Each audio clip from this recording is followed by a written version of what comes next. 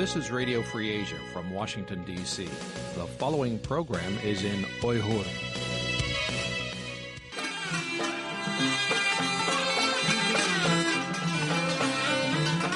Erkin Asya Radyosu. Erkin Asya Radyosu.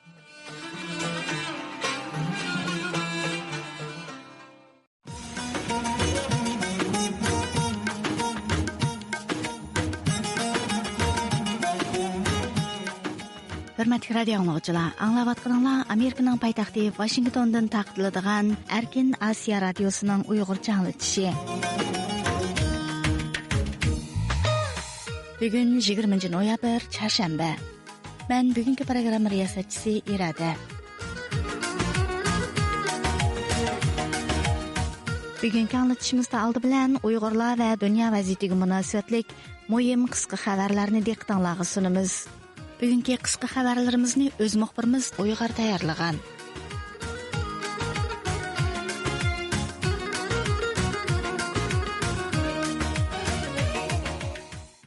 Xitoyning Belarusiyada turishliq elchixonasining rasmiy to'g'ri e'lon qilingan maxsus xabarda deyilishicha, Belorusiyaning muavin iqtisod ministri Alisiya Abraminko Uyg'ur Abdunum rayonlik partiyasining muavin sekretari He Jongyu bilan 19 noyabr Minskda ko'rishgan.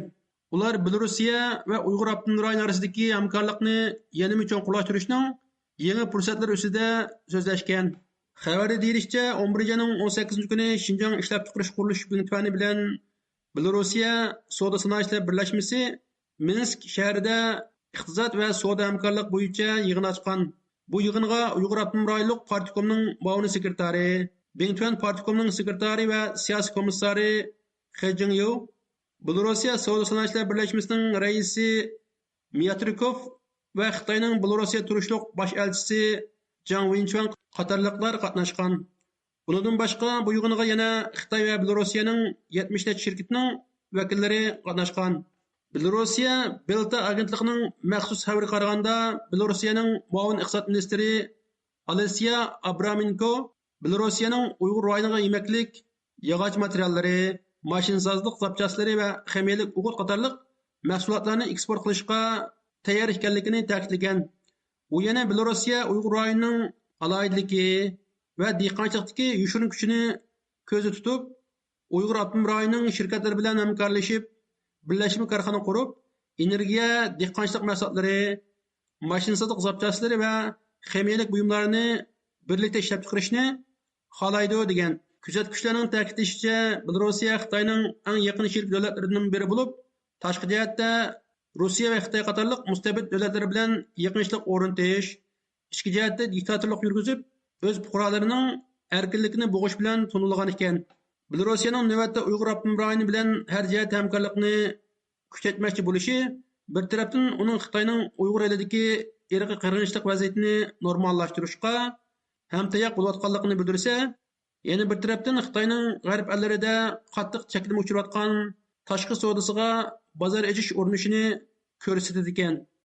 Reuters agentligining iqtisodshunoslar orasida bo'lgan ra'y sinash natijasida ko'rsatilishicha, Amerika kelar yilning boshida Xitoydan import qilinadigan mollarga 40% ga yaqin tamojna beji elishi, buning natijasida dunyoda ikkinchi cho'ng iqtisod hisoblangan Xitoy iqtisodining o'sishining 1% tuvalishi mumkin ekan. Yaqında Xitoy mamlakatli xalq qurultayining yig'inida qiyin ahvolda qolgan Xitoy iqtisodi va Donald Trumpning Xitoy bilan yangi savdo urushini boshlash ehtimoliga qarata yangi qaror ma'qullangan edi. Xitoy yana yerlik hukumatlarning g'oyat zo'r qarzni to'lashiga yordam berish uchun 1 trillion 400 milliard dollarlik iqtisodni rag'batlantirish programmasini jakarlagan. Xitoy noposi aziyotgan bir vaziyatda Xitoyda 90 millionga yaqin turalg'i uylarning quruq holatda turishi, uy mulk shirkatlari va yerlik hukumatlarning qarz patqiga petishi, Xitoyning ba'zi joylarida 2021 yildan buyon uy bahosining taxminan 30% tushib ketishi, sanoat kirimining o'tgan bir yilda 17.8% tuvalishi Xitoy iqtisodiga og'ir zarba bergan asosli omillar hisoblanmoqda. Underscore o'xshash analistchilar Xitoy mollariga yuqori miqdorda tamojna beji qo'yish Amerika uchun bo'libmi Amerika sanoati uchun foydali ekanligini, bir tarafdan Amerikaning eksportini ko'paysa, yana bir tarafdan Amerikaning Xitoy bilan bo'lgan iqtisodiy va siyosiy muzokaralarda Amerika tarafining qo'lini kuchlantiradiganligini ilgari surmoqda. Tangirtog to'rining 11 oyning 20 kundagi xabar qaraganda, Uyg'ur elining Qarmay neftlikida milliard tonnalik neft zapasiga maxu neftlikini bayqagan. Xitoy geologiya mutaxassisi Tang Yong'a Xinjiang fan texnik alohida mukofoti berilgan. Mazkur xabar deyilishicha, 11 oyning 20 kuni ochilgan Xinjiangning fan texnikasida yangilik yaratish yig'inida Uyg'ur avtonom rayonidagi neftliklarda 35 yil ishlagan Tang Yong maqtab ko'kka ko'tarilgan. Tang Yong mundaq degan: "Men maxu neftlikidek 1 milliard neft zapasiga ega neftlikdan yana birini topaman. Shu sababdan u 2018-yillik davlatlik fan texnika taraqqiyot mukofotiga erishgan." Xabarda yana 2012 yili Xinjiang neftlikining neft va tabiiy gaz ishlab chiqarish miqdori tunji qatim 10 million tonnadan oshib, 2023 yili 18 million 60 ming tonnaga yetganligi alohida tilga olingan. Xitoy hukumati 2000 yillarning boshlarida Uyg'ur rayonida G'arbning gazni sharqqa o'tkash qurilishini bitirib rasmiy ishga kirishtirgan. Shuningdan buyonqi 20 necha yildan buyon Xitoy hukumati Uyg'ur elidan chiqayotgan g'oyat zo'r neft boyligi bilan Xitoyning energiya ehtiyojini qamdayotgan tarim o'ymonligidan ichkariga to'shayotgan tabiiy gaz bilan Xitoy o'lkalaridagi 500 million aholini qamdayotgan bo'lsa-mu, ammo bu boyliqlarning asli egasi bo'lgan Uyg'urlarning yaqinqi mezgillargacha yiqilg'u masalasi hal bo'lmay kelgan edi. Bo'libmi Janubiy Uyg'ur elidagi Uyg'urlarning o'z zimidan chiqayotgan neft va tabiiy gaz qatorliq boyliq manbalaridan bugunga qadar bahramand bo'lolmayotganligi ma'lum. Xitoy hukumati bir tarafdan Uyg'ur elidagi tabiiy boyliqlarni talon-taroj qilsa, yana bir tarafdan Uyg'ur elining tabiiy muhitini og'ir darajada bulg'atganligi bilinmoqda. Yevropa İttifaqı Kengashining bayonotiga asoslanganda, bugun, ya'ni 20 noyabr kuni Yevropa İttifaqı majburiy emgak bilan ishlab chiqarilgan mahsulotlarning Yevropa İttifaqı bozorida sotilishini cheklaydigan maxsus qonunni tasdiqlagan. Bu Yevropa İttifaqıning majburiy emgak orqali mahsulot ishlab chiqargan va qonunsiz mahsulotlarni setib foyda olayotgan shirkatlarni surishtirishdagi hal qilg'uch qadam deb qaralmoqda. Мәҗбүри әмгәкнең алдыны элиш низамы дип аталган бу канун Европа иттифакы тәвәсидәге барлык дәүләт органнарының мәҗбүри әмгәк белән ясалган мәхсулатлар ва запчасларның Европа иттифакы базарда кысман яки бүтәнләй сетилишне чаклашны таләп кылыр икән. Бу канун яна һәр кайсы şirketләрнең тәэминле сәнҗәрләрдә мәҗбүри әмгәктән файдаланышының алдын алыр икән. Европа иттифакы кеңеш элан кылган бу баянатта мондак диелгән. 2022 yildagi xalqaro əmgəkçilər təşkilatının zamonaviy qo'lliqi bo'lgan mo'lcharicha butun dunyo miqyosida 17 million 300 ming odam majburiy əmgəkning ziyonkashligiga uchirmoqda ekan. Bu son 2016 yildan 2021 yilgacha bo'lgan oraliqda 8% oshgan. Onungda deyilishicha 3 million 900 ming kishi Uyg'ur avtonom rayoni, Turkmaniston va Shimoliy Koreya qatorliq davlat va rayonlarda majburiy əmgəkning ziyonkashligiga uchirmoqda ekan. Shirkatlarning xususiy egilikdagi majburiy əmgəkdan olgan foydasi har yili 63 milliard 900 million dollardan oshar ekan. Yevropa İttifaqı kengashi tasdiqlagan bu qonunning Uyg'ur majburiy əmgakiga chetishliq mahsulotlarni Xitoydan import qilishni cheklashda muhim rol o'ynaydiganligi ilgari surilmoqda. Hurmatli radio tinglovchilar, Erkin Asiya radiosi Uyg'urcha bo'limining chorshanba kunlik anglatishi davom qilmoqda. Tanda diqqatingizga tafsiliy xabarlar saytimiz bo'yicha anglatish beramiz. Bu anlatışımızda öz ve ixtiyari muxbirlarimiz tayyorlagan muhim uchurlar diqqatingizda bo'ladi.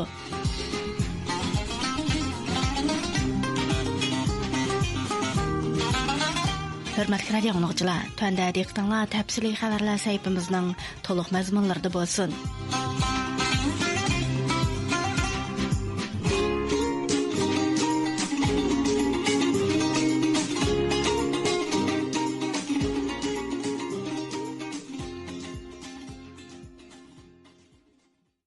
Yaqında o'tkazilgan Dunyo Uyg'ur qurultayining 8-chi qurultayi mezgilida Chex Jumhuriyati siyosiy yo'llaridan Jerry Oberfauser radiomizning maxsus ziyoratini qabul qildi.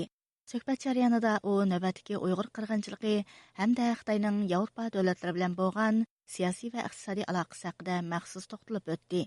Tanda muxbirimiz Jumaning bu vaqtdagi tafsiliy ma'lumotlari diqqatinglarda bo'ladi. Amerika bilan Xitoy o'rtasidagi raqobatning keskinlashishi hamda ikki taraf munosabatining yiriklashishi o'z navbatida Yevropaning Xitoy bilan bo'lgan munosabatiga o'xshamagan darajada soya tushirayotganligi ma'lum. Ammo Yevropa bozori zo'r darajada Xitoyga beqindigan bo'lg'achqa, ularning Uyg'urlar masalasida kuchliroq biror qadam elishi g'oyat zo'r ichki va tashqi besimlarga duch kelmoqda. Bu masala haqida so'z bo'lganda, Chex Jumhuriyati Kengash palatasining muavin raisi Jerry Oberfalzer buningdagi halqaliq masalalarning biri Xitoydan ajrilib chiqish ekanligini ta'kidlaydi.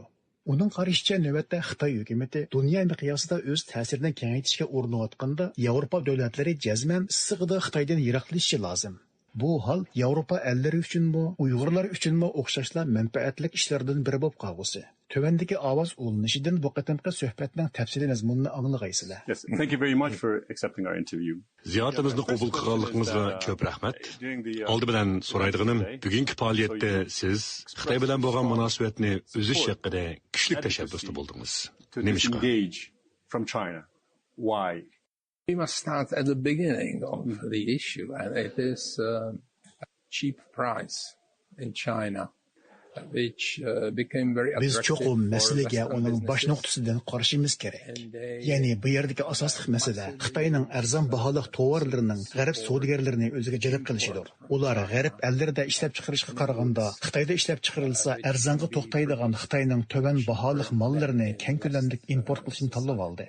Xitoyning bundoq cho'ng ko'lamda ishlab chiqarish bilan shug'ullanishi mohiyatda ularning iqtisodiy quvvatini oshirdi.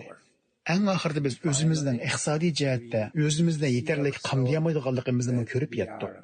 Biz nurg'un narsalarni ishlab chiqara olmaymiz, chunki biz ularni ishlab chiqarib odatlanmagan. Bizning hozirgi holatimiz shuki, tashqi savdo tampongligida vaziyat Xitoyga foydali. Xitoy dunyoning hamma yerida, bo'libmi G'arbiy Yevropa va Amerika bilan savdo qilib, necha yuz milliard dollar pul tepib, bu pullarni o'zining har qaysi joylardagi manfaatlarini qo'g'dashga sarf qilmoqda. Ular tabiiy boyliqlarni, xom ashyolarni, dengiz portlarini, ba'zida hatto odamlarni sotib olmoqda. Pul va savdo uchur taqtish orqali ular o'z ta'sirini G'arb dunyosida, universitetlarda, parlamentlarda, hatto muxbirlar orasida kengaytmoqda. Ular savdodan topgan pullarni o'zlarining manfaatiga ularning maqsadi eng oxirida bu dunyoni kontrol qilishdir. Men ularning paydin-pay shu maqsadni amalga oshirayotganligini jazmlashtiraman. Dal shu vajdan biz ularning keyinda nimalar borligini yoki qanday maqsadning borligini tunib yetishimiz va to'xtatishimiz lozim. Demoqchimanki, biz ajdarhoning qo'rsiqidan to'yg'ilishini to'xtatishimiz lozim. Bu mening Xitoy bilan bo'lgan aloqani uzishni tashabbus qilishimdagi oddiy sababdir. So this is why we need to recognize what is behind it. And having in mind the goal, we should stop it. Yes, thank you very much. But in Europe, we've seen countries like Hungary, for example. Tushuntirishlaringizga ko'p rahmat. Yevropadagi ba'zi mamlakatlar, masalan, Vengriya rahbarlari Xitoyning rahbarlariga baklik cho'qinadi. Germaniyaga o'xshash ba'zi davlatlar Xitoy bilan savdo qilish va tijoratlarni kengaytirishga kuchayotdi. Angliya hukumati yaqinda o'zining tashqi ishlar vazirini Xitoy bilan bo'lgan aloqasini qaytadan tangshash uchun Beijingga avatdi. Mushundaq sharoitda sizningcha yaqin kelgusida Yevropaning Xitoy hokimiyati bilan bo'lgan munosabatini butunlay uzishi mumkinmi? Even possible in the near future to totally disengage with the Chinese regime, Chinese economy. I don't believe that it could happen in near future, but it must happen. Otherwise, we will be under the power of Chinese. Men buning yaqin kelgusida mumkin bo'ladiganligiga ishonmayman. Lekin bu cho'qim bo'lishi kerak. Ya'ni munosabatni uzishimiz kerak. Bo'lmasa biz butun dunyo miqyosida Xitoyning ta'sir kuchi ostida yenjilamiz. Ular bizning xo'jayinimizga aylanib bizga buyruq tushiradigan, biz ularga itoat qiladigan holga tushib qolamiz. Munozara jarayonida G'arb dunyosida bir necha guruhning borligi bir necha qatam tilga olindi. Ya'ni nurg'un narsalarga qiziqib, ulardan foydalanishni ko'zlaydigan siyosiy yo'llarning borligi oydinlashdi. Masalan, ular jamoatning o'zlarini qo'llashini istaydiganligi uchun ular jamoat ko'ngil bo'ladigan va tushunadigan masalalarga diqqatini markazlashtiryotdi. Yana bir guruhda kishilar savdo korxonachilar bo'lib, biznikidek erkin jamiyatda savdogarlar va korxonachilarning iqtisodiy faoliyatlarini buyruq bilan to'sishimiz hamda ularni idroqlik harakat qildirishimiz qiyinga tushadi. Lekin biz bularga bir amal topishimiz kerak. Bilishimcha, Amerikada majburiy emgak bilan ishlab chiqarilgan tovarlarni cheklash qonuni ma'qullandi. Meningcha, biz shunday bir yo'lni tutishimiz kerak. Banning import of products coming from forced labor products simply. Yeah. So I think we need to go this way as well. Uyghur forced labor, preventing Uyghur forced labor. Sizning da'vatqinimiz Uyg'ur majburiy emgakining oldini olish qonuni. Forced labor is majburiy emgak Xitoyning arzon tovarlarini ishlab chiqarishiga yordam qiladi. Bu kishilarning taqdiriga ziyonli hamda ularning orzusiga muxolif bo'lgan qilmishlardir. Thank you. And recently we watched Czech Republic. Yaqindan buyon Çek Cumhuriyeti siyosiyonlarining Tayvan mustaqilligi va Uyg'urlarni qo'llayotganligiga diqqat qildik. Ularning bu jihatdagi izchilligi kuchli. Nurg'un davlatlarga serishtirganda Çek Cumhuriyetining iqtisodiy va harbiy kuchi jihatdan o'tiral bo'lishiga qaramay, mushundaq maydonni tutishi haqiqatan kishini ta'sirlantirdi. Shunga birovning buni savolni so'ragisi keladi. Ya'ni Çek Cumhuriyetidagi siyosiyonlar va xalqidagi bu jasoratning manbasi zodi nada? People of Czech Republic and politicians from your country. I can't say that it's forever because politics changes itself. Men bu xil holatni abadiy davomlashib deb qaramayman. Chunki siyosat o'zgarib turdi. O'xshamagan siyosiy organlar o'xshamagan vaqtda davlatni idora qiladi. Biroq navbatdagi siyosiy sahnamizda demokratiya va kishilik huquqni himoya qiladigan kishilar zo'r darajada gavdali. Biz bu jihatda tadavvur deb o'ylayman. Chex Jumhuriyati xalqimiz Sovet hokimiyatidan keyin mustaqillikka erishgan boshqa xalqlarga o'xshashla o'z hayotining Kremlin ordisining hukmronligi ostida qanday bo'lganligini asrdan chiqarishgani yo'q. Shunga tashqi kuchlarning qo'lga aylanib qilish yoki ularning tutquniga aylanib qilish odamni umidsizlantiradigan ishdir. Kommunistik hokimiyat ag'darilgandan keyin bizning tunji qatim demokratik usulda saylanib chiqqan rahbarimizning Vaslav Havel bo'lishi bizning ta'limimizdir. Hurlik va kishilik huquq uchun dunyoning boshqa joylaridagi ezilayotgan xalqlar uchun kurash qilish uning siyosiy maydoni bo'lgan. Human rights and fight for people who are in a bad situation around the world. Thank you very much. Yes, Václav Havel is also very much loved by the Uyghur people, and they're also impressed by his courage and humanity. Uyghur xalqi Václav Havelni suydi. Uning irodasi, insonparvarligi va jasoratiga qoyil. Sizga yana bir qatim rahmat.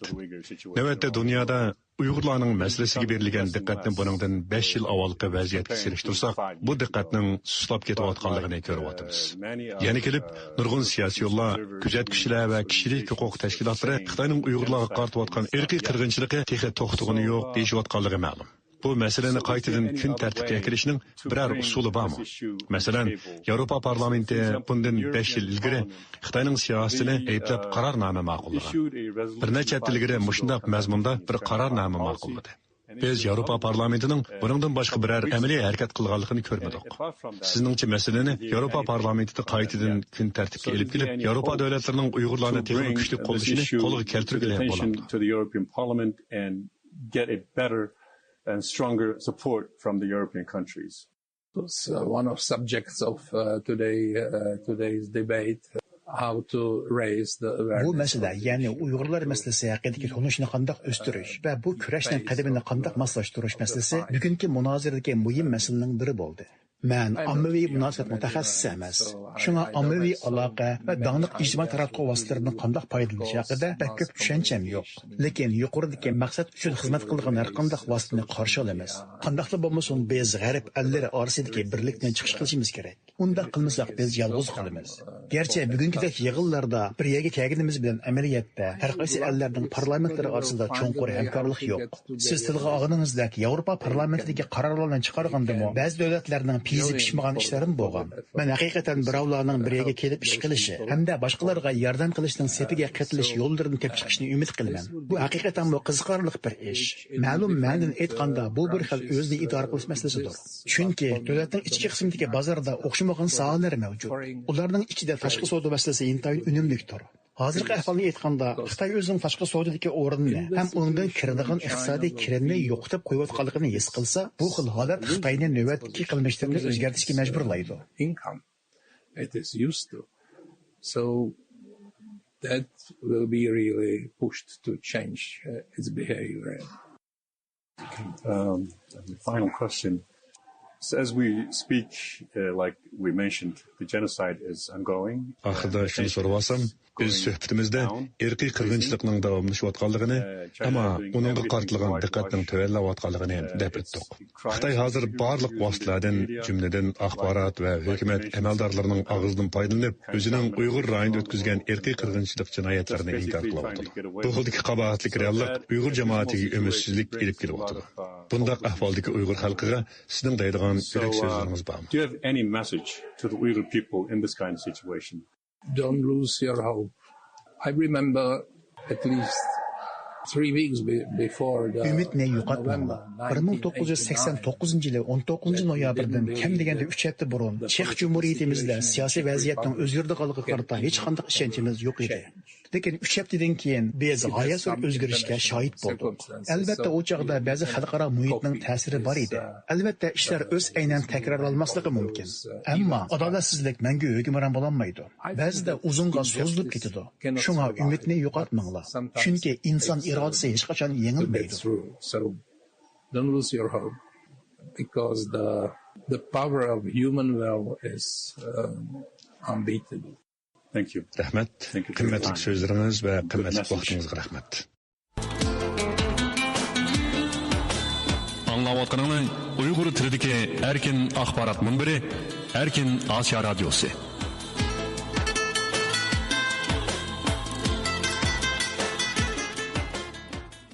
Mərkəzi Avropadakı Uyğur Abnurayni Yiraqdan etnografiyalik təşriş proqramısı to'rida tədqiqatçı Saniya Iminning Uyğurlarning chegara halqagan ijodiy əmgəkləri mavzuliq bir parcha maqolasi e'lon qilingan. Maqolada muajiratda yashayotgan madaniyat san'at sohasidagi Uyğur sarxillarining ijodiyat jarayonidagi ona vataniga tutashgan his tuyg'ulari, aslima va seg'inishlari, shundaqla ularning Uyğur kimligi, diniy e'tiqodi, urf-odatlari va boshqa milliy madaniyat elementlarini o'zlarining tasviriy san'ati ham badiiy ijodiyatlarda qandaq aks ettirganligi analiz qilingan. Maqolada yana Xitoyning Uyg'ur elida yurgizayotgan irqiy va madaniyat qirg'inchiligining muajiratdagi Uyg'ur san'atkorlariga, jumladan ularning ijodiyatiga ko'rsatgan ta'sirlarimi inchiklik bilan bayon qilingan. Tunda bu vaqtdagi tafsilotni o'z muxbirimiz Shadiyaning programmasidan anglag'aysizlar.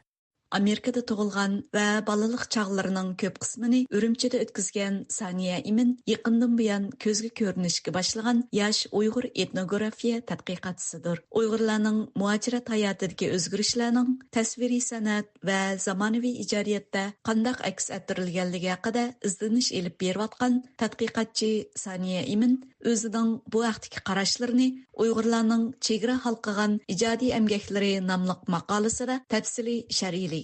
U o'tgan 2 yilda Almata va Toshkentda o'tkazilgan film festivali, Go'zal san'at ko'rgazmasi, shuningdek Istanbulda o'tkazilgan Go'zal san'at loyiha ijodiy titriga qatnashgan. Bu jarayonda u o'xshamagan jo'g'rafiya va davlatlarda yashayotgan Uyg'ur san'atkorlarining o'zlarining badiiy ijodiyat temalarida muajiratdagi musofirlik hayotini qanday aks ettirganligiga alohida diqqat qilgan.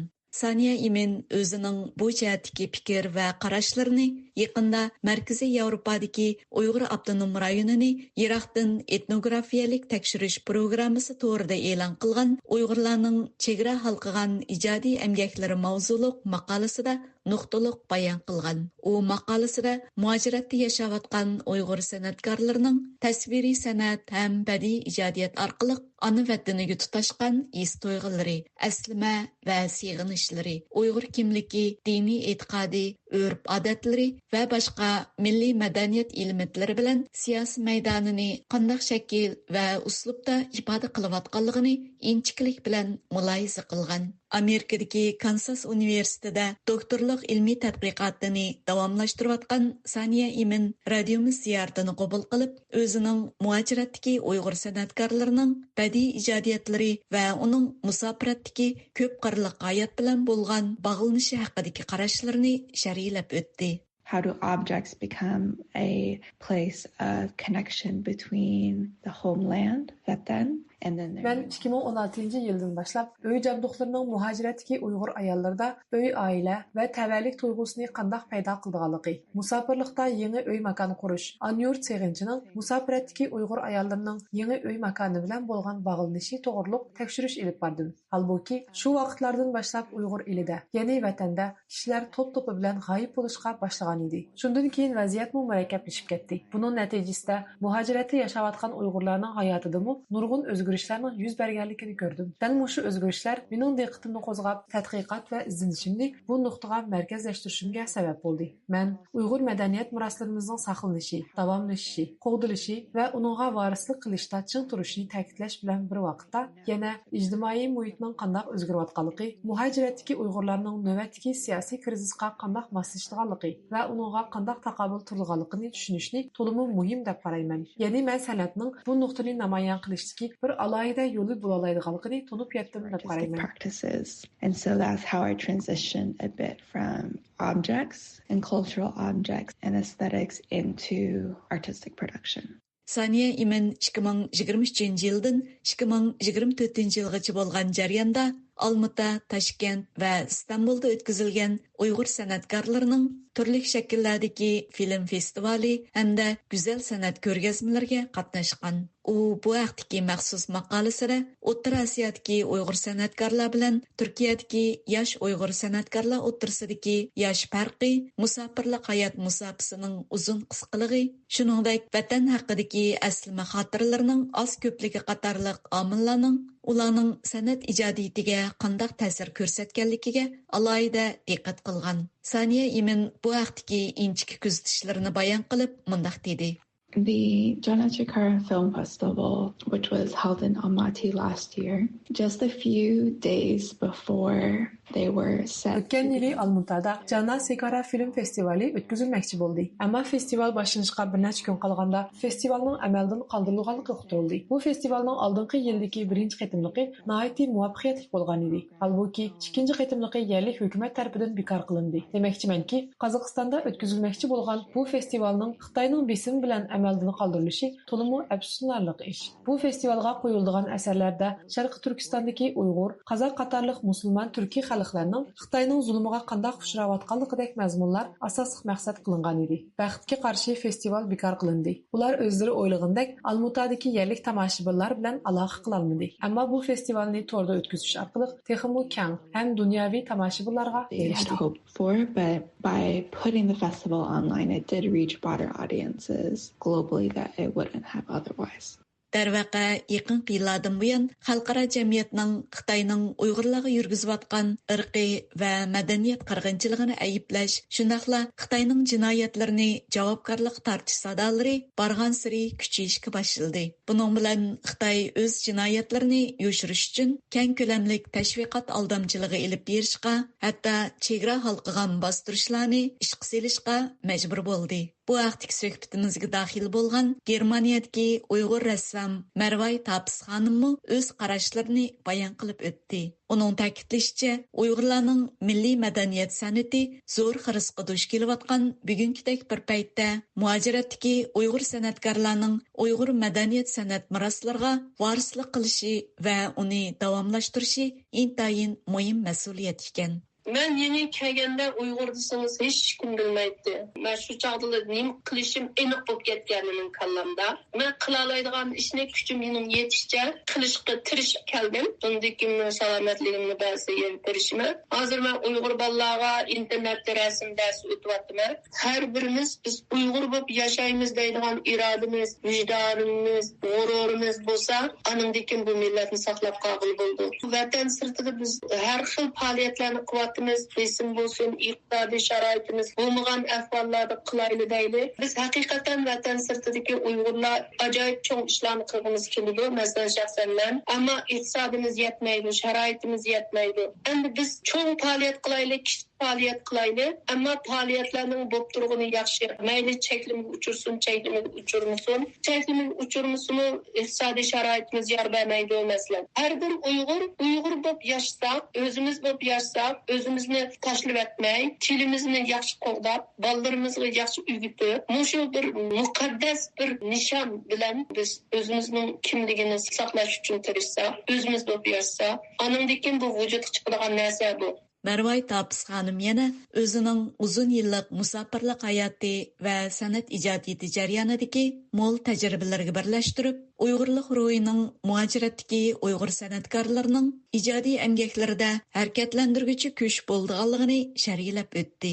Ben Avrupa'ya kep nurgun körgezmen açtım. Vatan Uygurlar hayatı mezmun kılıngan sansızlıgan eserlerini yarattım. Sansızlıgan körgezmeni açtım. Ama biz Uygurların yalnız atın çıngı çıkmaz, çıngı çıksını beni çıkmaz diyendek. Biz özümüzün medeniyetini biz yaşavatkan eldeki yerlik insanları toruşturumuzda şunu pek mühim görettim. Ama şimdi oysam nurgun Uygurlar ümitsiz yaşavatıdı. Vatanın azap oluşu, özümüzün saqlab qilishning noyat mumkin emasligi bu narsa meni bek çok oylandırdı. Şuna mening qo'limdan nima ish keldi deganda biz texnik tushunishimiz kerak deb bu yil shu 6 oyda to'g'roq Uyg'ur rassomlar guruhini qurib biz birinchi qadamni noyat muvaffaqiyatli boshlab oldik. Menimcha bu faaliyat shu diasporada yashayotgan Uyg'urlarga bir zo'r umid berdi, ilhom berdi, o'zi bir yashash uchun texnik bir ilhom berdi deb o'ylayman.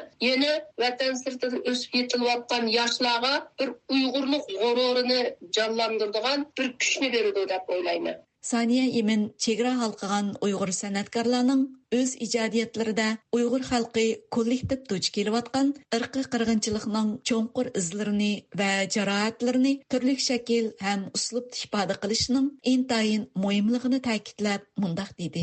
I really believe that visual culture and art are ways that Uyghur resistance. Menimcha tasviriy san'at bizning qarshiligimiz va qaysarligimizni ifodalaydigan bir usuldir. Demakchimanki, bizning hayot ta'sirotlarimiz biz ko'rgan madaniyat, kimlik va makon tarafidan belgilandi. Halbuki bu omillar osonla kontrol qilindi. Biz hozir Xitoy Kompartiyasining Uyg'urlar vatanida jiddiy turda sayohat tashviqoti elib berayotganligini ko'ryapmiz. Masalan, ular ijtimoiy taratqular orqali bizning naqshi usul, muzika, hatto tariximizdagi parlaq madaniyat miroslarimizni burmilab ko'rsatishga va yo'qotishga urinayotdi. Ular o'zlarining siyosiy ehtiyoji uchun bizning tariximizni qayta yozib, uni Xitoy millatchiligining foydasiga moslashtirishni kuchaytiryotdi. Agar Xitoyning yo'qotishga urinayotgani bizning ko'z bilan ko'rgili bo'lgan tariximiz va realligimiz bo'lgan bo'lsa, undaqda dal mushular san'atkorlarimiz va har bir Uyg'urning o'z sadosini namoyon qiladigan zamini bo'la oladi albatta. Chunki san'atkorlarning milliy madaniyatni qayta tasavvur qilish va o'tmishni hozirgi zamonga elib kirish iqtidori bo'lib qolmay,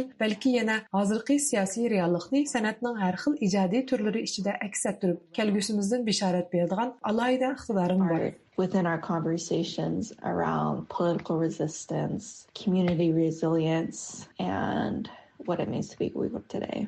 Saniya Iminning bildirishicha, u o'zining dastlabki mazgildagi etnografiya tadqiqotida obyektilarning Uyg'ur san'ati va madaniyatidagi simvollik ahamiyatiga alohida diqqat ag'dirgan. Uning ko'rsatishicha, Uyg'ur madaniyat san'atiga doir barliq elementlar, ya'ni an'anaviy kiyim-kechaklar, chalg'i asboblar, to'qilma buyumlar, hatto yog'och qo'shiq yoki qapoqqa o'xshash an'anaviy qo'l hunar buyumlarmi nihoyatda kuchli madaniyat signaliga ega obyektlar hisoblanadi. Ularning mavjudligi Xitoyning mustamlikasiga uchrayotgan Uyg'ur va Uyg'ur san'atkorlari uchun elib etganda Uyg'ur kimligini xotirlash va asli keltirishning eng konkret vositasi bo'la oladi ekan. Uning qarshicha, mayli abstrakt yoki oshkor shakldagi obyektlar bo'lsin, tasviriy san'at muajiratdagi Uyg'ur san'atkorlarining chegara halqagan ijodiy emgaklarida Uyg'ur kimligini ifodalashdagi o'zgacha pozitsiyasini ifodalab beradi ekan. Programmani Shadiya tayyorladi. Diqqat berganingizga rahmat.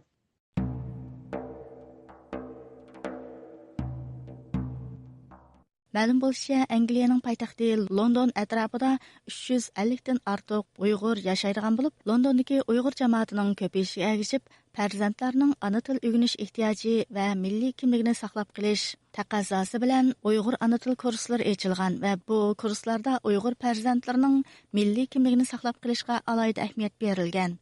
Sizlar bu vaqtdagi faoliyatlar haqida Turkiyada turishliq ixtiyoriy muxbirimiz Erkin Tarimdan tafsiliy ma'lumot anglaysizlar. Bu yıl 11. ay kirishi bilan dunyoning har qaysi joylaridagi Uyg'urlar 1933 yili qurilgan Sharqi Turkiston Islom Jumhuriyatining 91 yilligi bilan 1944 yili qurilgan Sharqi Turkiston Jumhuriyatining 80 yilligini turli usullarda xotirlashga boshladi. Mana mushu qatorda Angliya poytaxti Londondagi Uyg'ur farzandlari maxsus o'yin tayyorlab 20-asrda qurilgan ikki qatimliq Sharqi Turkiston Jumhuriyatini xotirlash faoliyati o'tkazdi. Ma'lum bo'lishicha, Angliyada yashaydigan Uyg'urlarning soni taxminan 600 atrofida bo'lib, 350 dan ortiq Uyg'ur poytaxt Londonda yashaydi ekan. Londondagi Uyg'urlar o'z farzandlarining ona til o'rganishi, milliy kimligini saqlashi, shundaqla milliy ruh bilan yetilishga alohida ahamiyat bermoqda ekan.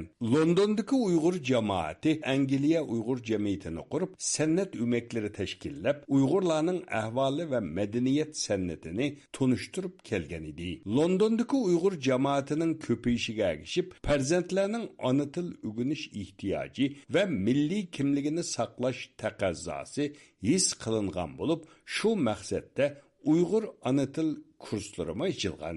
Navbatda Londondagi Uyg'ur ona til maktabi va kurslari Uyg'ur farzandlariga yolg'iz ona til o'rgatibla qolmasdan, balki yana Uyg'urlarning tarixi, jug'rafiyasi, adabiyoti va urf-odatlarini ham o'rgatmoqda.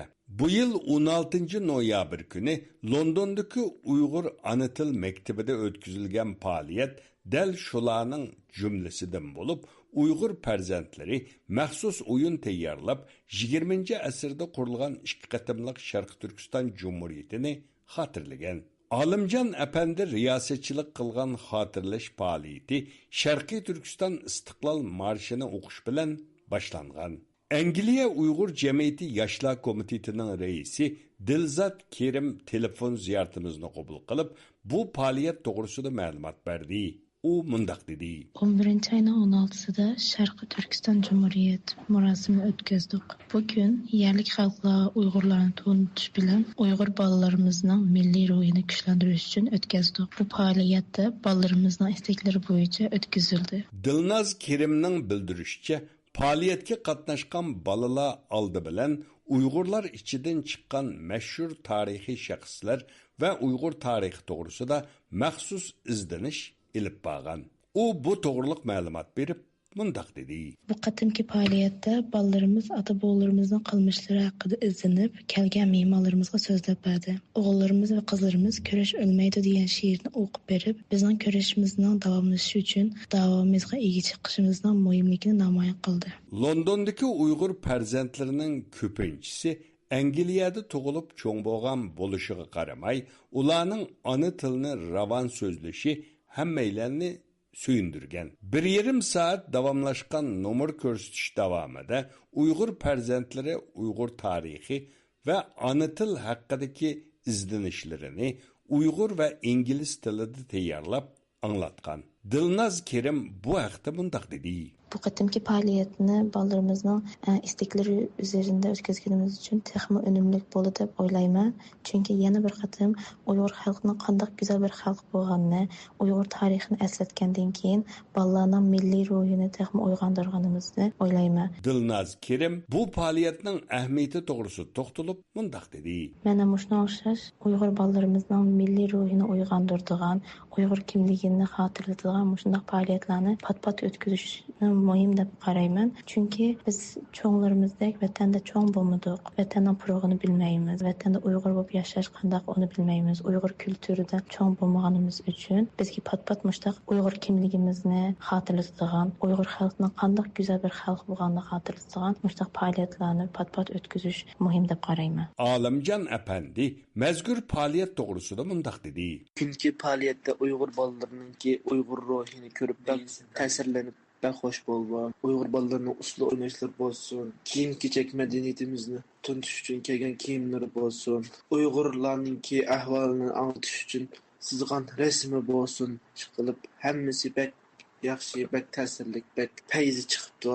Londondagi Uyg'ur ziyolilarining bildirishicha, navbatda muajiratda cho'ng bo'lgan ikkinchi avlod Uyg'ur farzandlariga ona til tarbiyasi ilib berish, ularda kimlik tuyg'usini yetildirish, shundaqla vatan haqida yetarlik bilim berish har bir Uyg'ur oilasi uchun eng ta'xirsiz ishlarning biri ekan.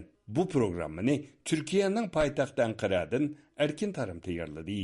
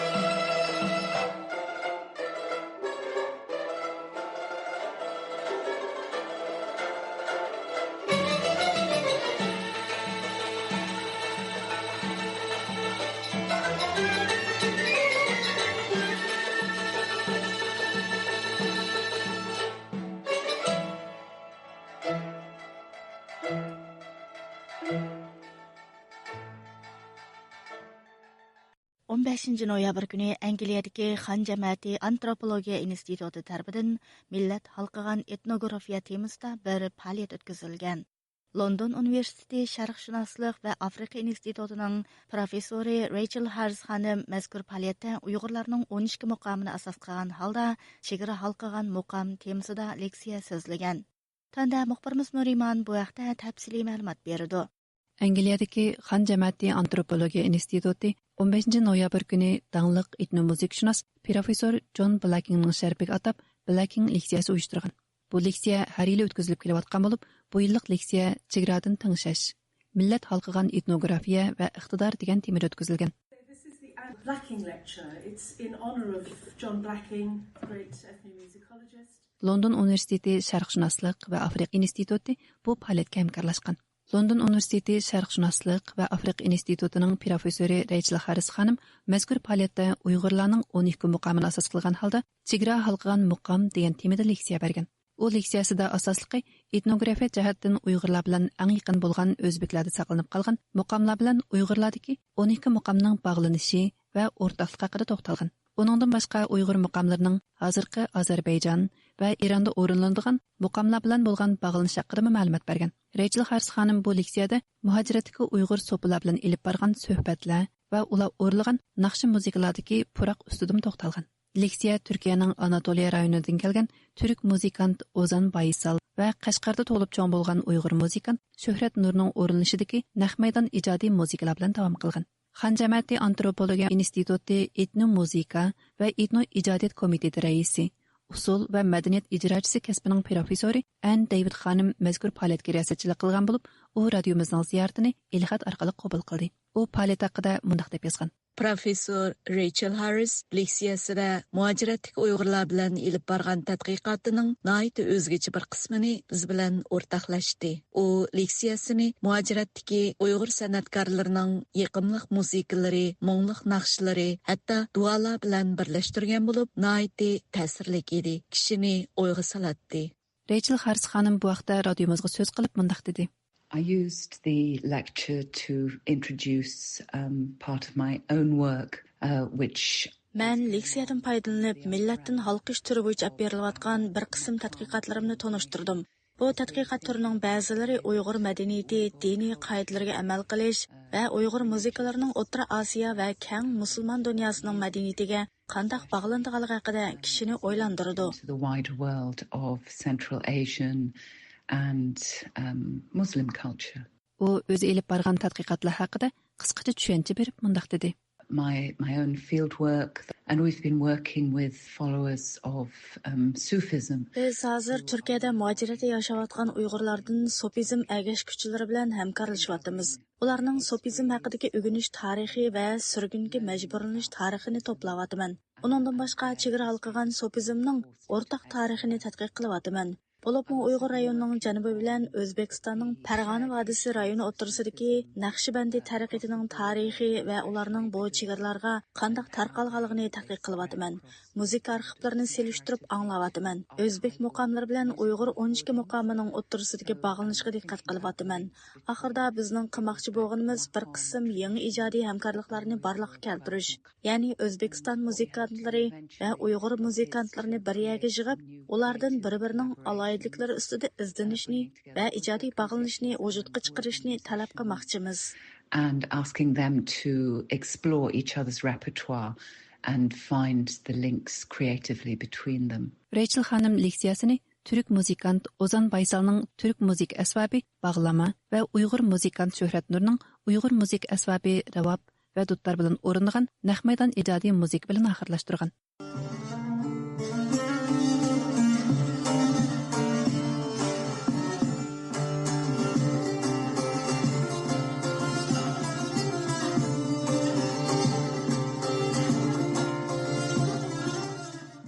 Ann David xonim xitida bu musiqa ijrosi haqida alohida to'xtalgan bo'lib, mundaq deb yozgan.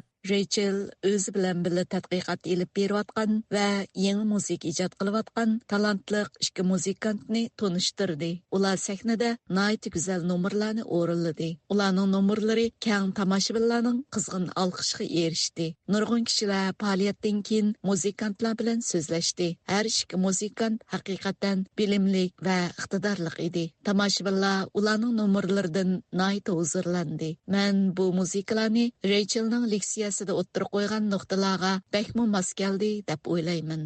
Rachel xonim bu tadqiqotining yana bir tarafi borligini aytib mundaq dedi. And there is a political side to this project, of course. You know, I observe Xinjiang culture today, as they call it, and the way that Uyghur history is being rewritten. Albatta, bu turning siyosiy tarafi bor. Bugungi atalmish Xinjiang madaniyatini tadqiq qilishdagi yuzlanishga qaraydigan bo'lsak, Xitoy hukumati Uyg'ur tarixini Xitoy tarixiga mahkam bog'lash uchun uni qayta yozyotdi. Men bu tarixning intayin burmalanganligini bayqadim. Uyg'ur tarixi va madaniyati bilan O'zbekistonda turayotgan xalqlarning tarixi va madaniyati o'rtasidagi bog'lanishlarga qaraydigan bo'lsak, meningcha Uyg'ur tarixi, madaniyati va dinining qayerga bog'lanish ekanligini texmo yaxshi bilalaymiz. Real sense of where Uyghur history, culture and religion is truly placed. Ma'lum bo'lishicha, Xan Jamiyati Antropologiya institutining to'liq ismi Angliya va Irlandiya Xalq insonshunoslik instituti. Mazkur institut 1871-yilda qurilgan bo'lib, 153 yillik tarixga ega ekan. Mazkur institut asosligi insonshunoslik tushunchisini, shundaqla insonshunoslikning ommaviy ishlar va ijtimoiy masalalarga qo'shgan to'hfasini ilgari surishni maqsad qilgan. Bu programmani Nur Iman tayyorladi.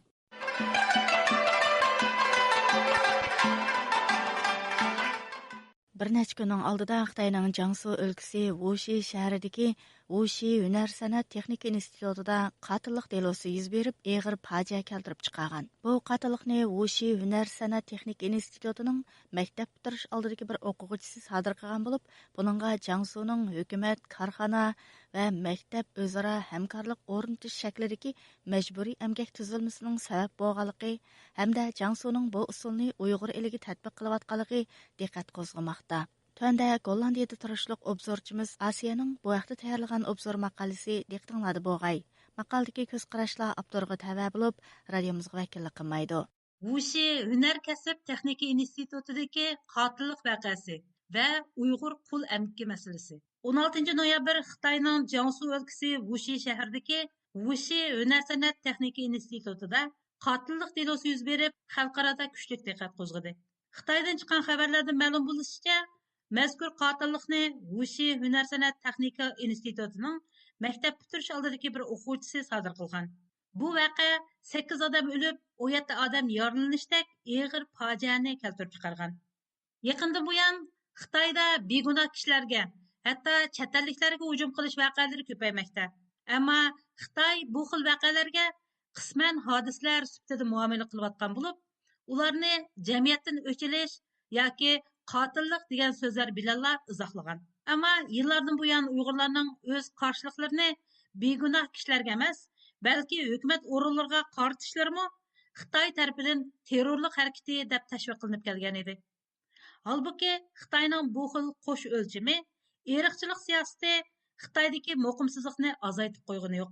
Garchi Xitoy qayta tarbiyalash orqali Xinjiangdagi terrorlikni butunlay yo'qotdik deb tashviq qilayotgan bo'lsa-mu, lekin atalmış terrorlikning Xitoy o'lkalarida boshqacha shaklda o'tirg'i chiqayotganligi ma'lum bo'lmoqda. Jiangsu o'lkasida yuz bergan yuqorqi vaqa dal buning misollaridan biridir. Ammo biz bugun mazkur vaqaning xarakteri va Xitoyning qo'sh o'lchamlari haqida emas, balki bu vaqaning Uyg'urlar bilan bo'lgan aloqasi haqida qarashlarimizni o'rtoqlashimiz. Qaraydigan bo'lsak, mazkur vaqaning yuz berishi sababining Uyg'ur majburiy amki bilan o'rtoqligi bo'lishi bizni hayron qoldirdi.